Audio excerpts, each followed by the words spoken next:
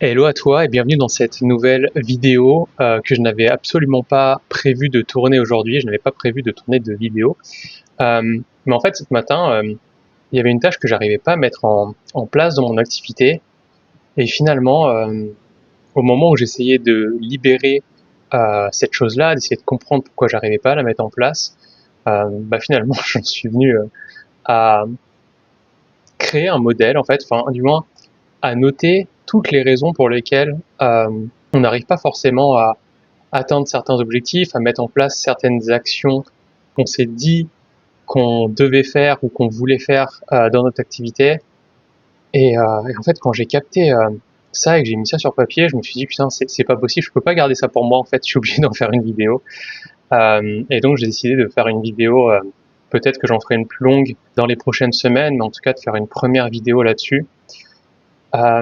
Et du coup, dans cette vidéo, on va vraiment aller voir c'est quoi les trois grandes raisons, je dirais peut-être même les trois seules raisons qui font qu'aujourd'hui, potentiellement, t'arrives pas forcément à atteindre ce que tu as envie dans ton activité, mais aussi peut-être dans ta vie, parce que finalement, ces blocages-là, on peut les rencontrer dans tous nos domaines de vie. Donc, on va aller voir ces trois gros blocages. À chaque fois, je te donnerai des exemples pour illustrer, pour que tu captes un peu mieux. Et à la fin de chaque blocage, je te donnerai tout simplement la solution pour dépasser ce blocage.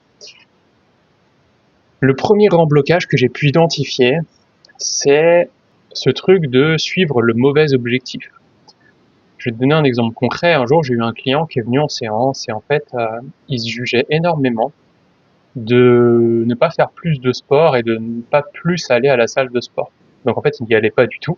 Il n'y allait pas du tout, mais pour te replanter un peu de contexte, c'était un entrepreneur qui était plutôt avancé, donc vraiment sa valeur numéro un dans la vie, c'était le business. Il passait beaucoup de temps sur ses business. Il avait des équipes à gérer. Enfin voilà, c'était un entrepreneur assez avancé.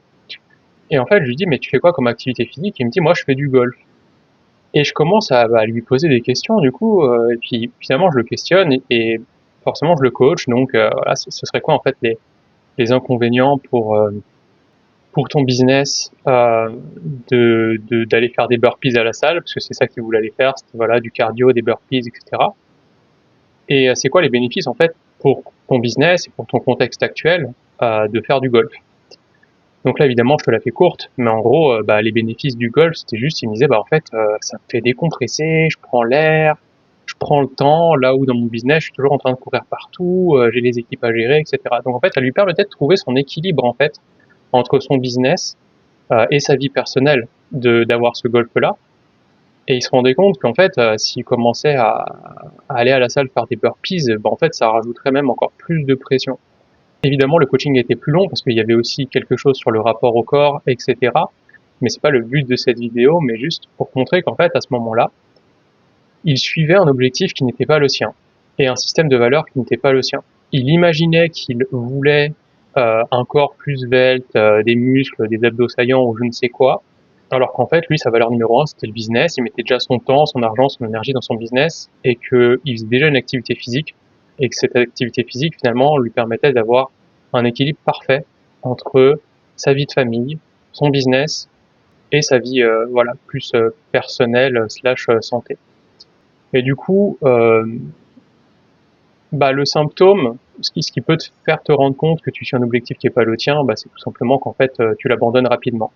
Si je devais te donner un exemple, c'est vraiment une image que j'ai, c'est justement encore une fois pour prendre la salle de sport, parce qu'il y a souvent ce truc des gens qui se comparent et qui se jugent après de ne pas faire plus de sport, de pas mieux manger, etc.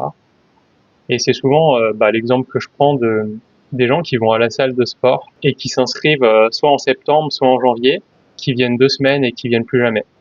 Et il y en a énormément dans les salles de sport. D'ailleurs, je crois, j'ai pas les chiffres, mais je crois que la plupart de la rentabilité des salles de sport se fait sur ces gens-là. C'est-à-dire des gens qui se comparent au système de valeurs d'autres personnes en se disant, je devrais faire plus de sport. Souvent, ça va être les bonnes résolutions, soit septembre parce que c'est la rentrée des classes, soit janvier parce que c'est après les fêtes et c'est le début d'année. Et en fait, ils s'inscrivent à la salle, ils y vont 2 semaines ou un mois maximum, et ensuite ils n'y vont plus. et finalement, l'abonnement continue et donc ça continue de rentabiliser la salle. Donc, c'est pratique pour les gens comme moi qui vont à la salle 4 fois par semaine depuis plus de 10 ans parce que du coup, forcément, j'ai des jolies machines et j'ai pas forcément de monde dans ma salle de sport parce que les gens ne viennent pas. Donc c'est plutôt cool pour les gens comme moi. Mais un peu moins du coup pour ceux qui s'abonnent à la salle et qui laissent l'abonnement tourner. Donc voilà, ça c'est vraiment l'exemple du mauvais objectif, en fait, d'une destination que tu vas suivre et qui n'est pas la tienne. Et donc là, la solution elle est très simple, hein. C'est lâcher l'objectif et retourner à ce qui est important pour toi. C'est-à-dire arrêter de croire que tu as envie d'un meilleur physique ou je ne sais quoi, et puis observer ta vie actuellement, comment elle est, et en fait, où est-ce que tu mets ton temps, ton énergie, ton attention, et peut-être que tu mets plus ton temps, ton énergie, ton attention dans ta famille, tes relations amicales, ta relation amoureuse, peut-être même que tu le mettes dans un autre sport, comme ce client que j'avais finalement qui faisait quand même du sport, mais qui jugeait sa forme de sport parce que c'était du golf et c'était pas des burpees à la salle. Donc ça c'est pour le premier blocage. C'est pas celui que je rencontre le plus dans les personnes que j'accompagne, mais je voulais quand même le partager parce que ça peut quand même être un blocage qui peut arriver, que tu peux ressentir à certains moments. La deuxième forme de blocage, et alors là pour le coup, je pense que dans les personnes que j'accompagne, c'est un bon 90% de la source des blocages. Donc je vais pas non plus prendre 3 heures pour aller en profondeur là-dedans. J'avais déjà fait une vidéo là-dessus sur ce que j'appelle les injonctions, et j'en ferai probablement une que je vais update dans les prochaines semaines ou les prochains mois. Mais c'est du coup le mauvais chemin. Donc là où dans le premier blocage c'était un mauvais objectif, donc un objectif qui n'est pas le tien, là en fait ça va être un objectif qui est le tien, qui est intrinsèquement important pour toi. Prenons l'exemple du business. C'est-à-dire que le business est vraiment important pour toi, tu as vraiment envie d'avoir ton business, de kiffer ton business et tout. Mais en fait, le chemin que tu utilises dans ton business n'est pas le tien. Ce qui t'amène du coup potentiellement parfois à repousser tes tâches et même à commencer à te poser la question si est-ce que c'est si important pour toi que ça. C'est-à-dire qu'en fait, vu que tu repousses tes tâches, tu te juges et tu te dis peut-être qu'en finalement si je repousse la tâche, c'est que peut-être que mon business c'est pas si important pour ça que moi ou que j'ai plus envie de faire du business.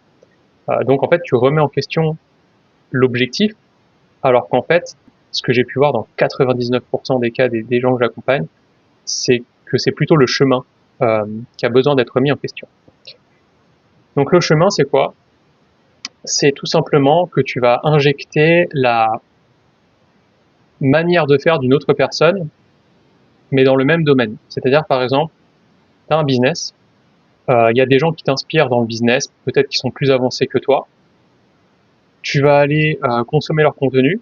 Eux, ils vont avoir une manière de faire du business qui est propre à qui ils sont et à comment ils fonctionnent, comment ils voient les choses, etc. Et en fait, tu vas commencer à regarder leur manière de faire du business et tu vas commencer à croire que tu dois faire la même chose dans ton business pour que ton business fonctionne mieux, pour que tu fasses plus de chiffres, pour que tu aies plus de clients, pour que tu sois plus épanoui, etc. Et en fait, tu vas commencer à forcer dans cette direction-là en essayant de les copier, entre guillemets, sous une certaine forme, et tu vas t'épuiser. Parce qu'en fait, ce qui a fait réussir une personne ne fera pas forcément réussir une autre personne. Et quand je parle de réussite, je parle pas forcément de clients ou de chiffre d'affaires, mais beaucoup plus de à quel point tu es épanoui et tu kiffes ce que tu fais, et du coup à quel point tu peux le tenir sur le long terme. Parce que finalement, tes clients et tes chiffres d'affaires, c'est juste la conséquence de réussir à tenir quelque chose que tu kiffes sur le long terme. Parce que tu peux aussi avoir des clients et faire du chiffre d'affaires et être complètement dépressif et au fond du trou. Et pour moi, c'est clairement pas ok. En tout cas, c'est pas ce que j'accompagne les gens à faire. Mais pour te donner un exemple, là, je vais te donner un exemple personnel de ce truc de suivre le mauvais chemin. Moi, l'exemple personnel que j'ai, c'est vraiment, j'ai rejoint le mastermind d'une mentor il y a plusieurs mois et je me souviens quand j'ai rejoint son mastermind, en fait, j'étais vraiment en admiration et voilà, vraiment, j'utilise le mot admiration parce qu'il y a une différence entre l'inspiration et l'admiration. L'inspiration, c'est ça m'inspire, mais je vois les avantages et les inconvénients de cette forme-là, et du coup, c'est peut-être pas fait pour moi. Voilà, ça m'inspire, mais en fait, c'est pas quelque chose que moi je mettrais dans mon activité. L'admiration, c'est je vois que les bénéfices de cette manière de faire sans voir les inconvénients, et du coup je vais commencer à essayer de faire cette manière de faire, d'utiliser cette manière de faire, et je vais m'épuiser là-dedans alors qu'en fait c'est potentiellement pas pour moi. Et donc si je reprends l'exemple avec cette mentor, quand j'ai rejoint son accompagnement, en fait j'étais en admiration sur ces carousels et je trouvais ces carousels incroyables et j'étais là en mode waouh, ces carousels ils sont fous. Du coup j'ai commencé à croire que je devais faire des carousels pour pouvoir avoir une entreprise prospère avec des clients où je m'épanouis et machin et bidule. Le truc c'est que quand j'ai commencé à faire des carousels du coup, et je me suis rendu compte que c'était vraiment difficile pour moi, mais pas difficile. En fait, c'était un difficile dans le sens ça m'épuisait, ça me fatiguait, c'était très complexe pour moi. Et vraiment, je me suis épuisé. Et ça a duré longtemps, hein. Mine de rien, ça a quand même duré pas mal de temps parce que du coup, je cherchais par exemple des structures de carrousel des fois parce que là, euh, et à chaque fois en plus je me disais que j'avais un problème. Je me disais bah non, je dois avoir un problème, je devrais pouvoir faire des carrousels et machin et bidule. Jusqu'à ce que en fait, je me rende compte que j'étais beaucoup plus à l'aise en vidéo. C'est pas venu du jour au lendemain, mais en gros, ce qui s'est passé, c'est vraiment ouais. En gros, quand tu sens que tu t'épuises dans une manière de faire qui est pas la tienne, mais que tu juges et que tu te dis, bah non, mais en fait, c'est que c'est moi qui ai un problème et tout. En fait, c'est vraiment comment j'ai fait pour sortir de ça et arrêter d'être en admiration sur ce carrousel. En fait, je me suis dit, c'est quoi l'intention? Qu'est-ce que je perçois que ces carousels m'apporteraient ou du moins, ce serait quoi l'intention que rempliraient ces carousels pour mon activité? Parce qu'en fait, les carousels, c'est qu'une forme. C'est-à-dire qu'en fait, les carousels, c'est une forme de contenu, mais c'est pas la seule forme de contenu. Et les carousels remplissent une intention qui est, voilà, qui est au-delà. Et donc, pour moi, l'intention des carousels, c'était quoi? C'était pouvoir transmettre. Attends, je bois un coup, vite fait. L'intention des carousels, c'était vraiment pour moi de pouvoir transmettre ma philosophie et ma vision du business et pouvoir montrer aux personnes qui me suivent c'est quoi leur vrai blocage, qu'est-ce qui les empêche de créer le business qui les fait kiffer, qu'est-ce qui les empêche de faire tout ce qu'ils ont envie de faire en fait dans leur vie. Et voilà, c'était ça en fait pour moi l'intention du carrousel, c'était vraiment transmettre mon message, permettre aux gens de mieux se comprendre, de s'aimer davantage, de en gros tout ce que je fais aujourd'hui à travers cette vidéo. Et je me suis dit ok, ce serait quoi la manière la plus fluide, simple, naturel pour moi, que je pourrais tenir sur le long terme, de remplir cette intention. Et c'est là que j'ai commencé à faire des reels, du coup. J'ai commencé à faire des reels, et au moment où j'ai commencé à faire des reels, pareil, j'ai ressenti une friction et un énorme blocage. Pourtant, j'en ai fait beaucoup, hein. J'ai dû faire, je sais pas, une vingtaine de reels. Et en fait, vraiment, j'ai replongé dans le moment et j'ai dit, c'est quoi qui me frustre dans les reels, cette fois-ci? Et en fait, ce qui me frustrait, c'était le temps. La durée d'un reel, alors avant, c'était 1 minute 30, aujourd'hui, c'est 3 minutes. Mais même en 3 minutes, j'avais vraiment l'impression de devoir rentrer dans une case, de rentrer dans un espèce de moule. Alors que moi, j'ai envie de dire trop de choses. Il y a trop de choses que j'ai envie de dire, et moi, ce que je kiffe, c'est aller dans la nuance, dans la profondeur, dans la subtilité. Et en fait, devoir le faire en 3 minutes, j'avais vraiment le sentiment de devoir me brider, et du coup, ça me forçait à parler vite, ça me forçait à faire plein de trucs pour que tout rentre dans 3 minutes et tout, et ça n'allait pas, en fait. Genre, j'ai vraiment vu que ça me convenait pas.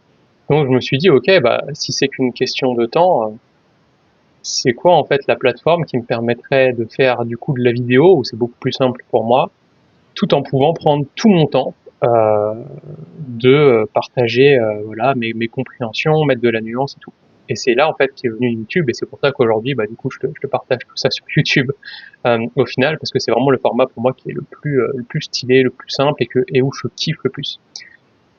Donc voilà pour le deuxième blocage. Et c'est vraiment le deuxième blocage, c'est vraiment franchement 95% des blocages des gens que j'accompagne, c'est ça, c'est le mauvais chemin. En fait, leur objectif business c'est important pour eux, c'est intrinsèque, mais en fait, ce qui fait que ils sont bloqués, c'est qu'ils imaginent des manières de faire qui ne sont pas les leurs, mais qui finissent par injecter en comparaison à l'extérieur, et du coup, ils s'enferment soit dans une manière de communiquer qui est pas la leur, soit dans une manière de vendre qui est pas la leur. Enfin, en tout cas, il y a un truc qui est pas à eux, qu'ils essaient de faire en sorte que ce soit eux, mais ça peut pas marcher en fait, parce que c'est pas eux. Donc voilà. Pour les injonctions. Et donc, si aujourd'hui, voilà, ça résonne pour toi, j'imagine que ça résonne pour toi, hein, mais c'est même pas une question, je pense. Mais en tout cas, si tu vois des endroits via mon partage où tu vois dans ton business où est-ce que tu fais des choses et où tu continues à forcer alors qu'en fait, c'est pas, voilà, c'est pas toi, c'est pas ce que tu veux, c'est pas comment tu fonctionnes, c'est pas comment tu vois les choses, bah là, la solution, c'est vraiment reconnecter à l'intention et trouver une manière de remplir la même intention, mais d'une manière plus alignée à qui tu es et comment tu fonctionnes. Donc voilà, pour moi, typiquement, c'était ça. C'était ok, les carousels, ensuite les reels. Qu'est-ce qui va pas dans les reels? Qu'est-ce qui va pas dans les carousels? Qu'est-ce que je peux faire? YouTube. Ah, YouTube, je kiffe. Hop, je garde YouTube. Et ensuite, du coup, le but, c'est de masteriser YouTube. Et là, ce que je vais faire, ce que je suis déjà en train de faire, c'est, ok, Instagram, c'est quand même important pour moi, mais du coup, je vais utiliser mon Instagram plus comme plateforme principale, mais comme plateforme secondaire, où en fait, mon Instagram sera ma porte d'entrée vers mon YouTube. Et donc, pour faire ça, je vais prendre mes contenus longs, que je vais découper en reels. Je vais essayer de trouver des passages, justement, qui sont stylés, qui peuvent être pertinents. Je vais les découper en reels, je vais les foutre sur mon Instagram. Et du coup, voilà. Et en fait, j'ai juste trouvé une manière de faire qui était la mienne. Et après, je vais masteriser ça. Masteriser YouTube, c'est vraiment là où j'ai envie de devenir meilleur pour transmettre mes idées, pour permettre aux entrepreneurs de mieux se comprendre, de plus kiffer leur vie, de plus kiffer leur business. Et ensuite, tout simplement découper ça sur des reels à mettre sur Instagram. Voilà pour le deuxième blocage. Le troisième blocage, et du coup, c'est un blocage où en fait la plupart des gens perçoivent que c'est un blocage et ils pensent qu'en fait c'est la source de tous leurs problèmes, alors qu'en fait, ce n'est pas un blocage, c'est la peur. La peur, elle peut venir d'un trauma lié au passé, c'est vrai, euh, et c'est clairement c'est mon métier. Hein, globalement, je dissous pas mal de traumas, mais en fait, ce que j'ai pu remarquer, c'est que euh, quand les deux premiers critères sont remplis, c'est-à-dire qu'en fait, l'objectif te fait kiffer et le chemin vers cet objectif te fait kiffer de ouf, en fait, t'es tellement excité, t'es tellement inspiré, t'as tellement envie de faire ça que même s'il y a des peurs, en fait, euh, tu transcendes la peur. C'est comme si en fait l'énergie de ton excitation et de ton inspiration à faire la chose transcendait toutes les peurs.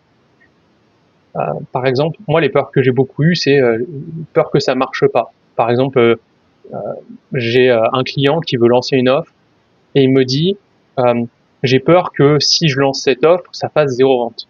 Mais en fait, la peur que ça marche pas est juste la conséquence que t'aimes pas, il y a un truc qui bloque dans l'offre que t'as créée. C'est, en fait, plus t'es attaché à un résultat, plus ça veut dire que t'aimes pas le process. Au plus tu kiffes le process, au moins t'es attaché au résultat.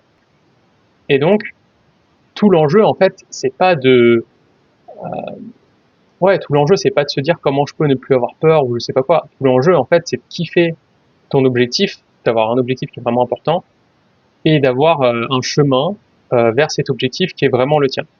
Et du coup, quand ton objectif et le chemin pour atteindre cet objectif sont vraiment alignés à qui tu es, à comment tu fonctionnes, et où vraiment tu peux kiffer ça, en fait, tu peux kiffer le chemin, en fait, l'énergie liée à l'inspiration, à l'envie, à l'excitation va transcender celle de la peur. Et donc, il y aura plus cette peur que ça marche pas, il y aura plus cette peur du regard des autres, tout simplement parce qu'en fait, t'aimes profondément l'action, en fait. T'aimes profondément ce que tu fais. Le troisième blocage que j'ai pu voir, c'est le manque de clarté et de structure. En fait, souvent, ça, c'est lié au fantasme que si je suis aligné, alors je n'aurai pas besoin de structure et de clarifier mes tâches ou de prioriser mes tâches. Sauf que c'est pas totalement vrai et qu'en fait, même si t'as le bon objectif et t'as le bon chemin, tu vas quand même avoir besoin d'un minimum de structure. Donc encore une fois, une structure qui est alignée à ton fonctionnement et à qui tu es. mais tu auras quand même besoin d'une structure pour prioriser tes tâches, pour mesurer aussi tes avancées et pouvoir savoir, parce qu'en fait le but d'avoir une structure, c'est aussi de pouvoir mesurer si tu avances ou si tu avances pas. Si je te donne un exemple très concret, moi ma valeur 1 c'est le sport, la nutrition / mes objectifs physiques. Du coup, l'objectif il est intrinsèque. Le chemin pour y arriver, il me fait kiffer. J'adore mes séances, j'adore mon plan alimentaire, etc. Pour autant, je suis un grand psychopathe dans la mesurabilité de toutes ces choses-là. J'ai un tableau, j'ai littéralement un tableau en fait. Je te le mettrai à l'écran, je le retrouverai, où je mets la date du jour, combien de calories j'ai mangé exactement, combien de pas j'ai fait, est-ce que c'était un jour on ou un jour off, donc un jour où je m'entraînais ou je m'entraînais pas, et je mets aussi une colonne commentaire avec comment je me suis senti ou comment c'était au niveau digestion et tout. Donc justement, je pense même que au plus t'es dans tes valeurs hautes, au plus tu vas être un psychopathe sur la structure dans tes tâches et ton envie de mesurer les choses parce que justement tu as envie de progresser et tu ne peux pas progresser sur quelque chose que tu ne mesures pas. Ce serait très difficile pour moi de progresser comme j'ai envie de progresser sur mes objectifs physiques si je me pesais pas du tout, je pesais pas ce que je mangeais. Si on fait le parallèle avec des sportifs de haut niveau, ils mesurent quasiment tout ce qu'ils font. Euh, Parce que en fait ils ont envie d'exceller dans leur art et pour exceller dans leur art ils ont besoin d'avoir un visuel sur ce qu'ils font tous les jours et ce qu'ils avancent ou est-ce qu'ils avancent pas vers leurs objectifs pour pouvoir se réajuster. Donc c'est pas une structure qui vient t'emprisonner, c'est une structure qui vient au service de qui tu es, de comment tu fonctionnes et de ton objectif évidemment. Mais en tout cas c'est quand même important d'avoir une forme de structure, sinon en effet tu vas tu vas aller à gauche, aller à droite et tu vas pas forcément avancer ou te sentir avancer comme tu aurais envie. Voilà pour cette vidéo. Donc si je devais récapituler rapidement, premier blocage, mauvais objectif. Deuxième blocage, mauvais chemin vers cet objectif, donc un chemin qui n'est pas aligné à qui tu es, comment tu fonctionnes, ce que tu veux. Troisième blocage qui n'en est pas vraiment un, mais la peur, qui finalement est juste la conséquence de pas avoir le bon objectif ou de ne pas suivre un chemin qui te fait vraiment kiffer. Et quatrième blocage, un manque de clarté et de structure sur les tâches à réaliser et sur ta possibilité de voir est-ce que tu avances ou non factuellement dans ces tâches vers ton objectif.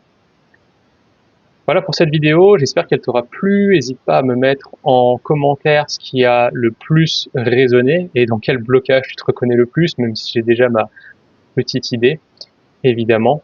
Et comme d'habitude, je te mets tous les liens en description si tu as envie de travailler avec moi. Je te souhaite une très belle journée, un très bon week-end et je te dis à bientôt pour une nouvelle vidéo.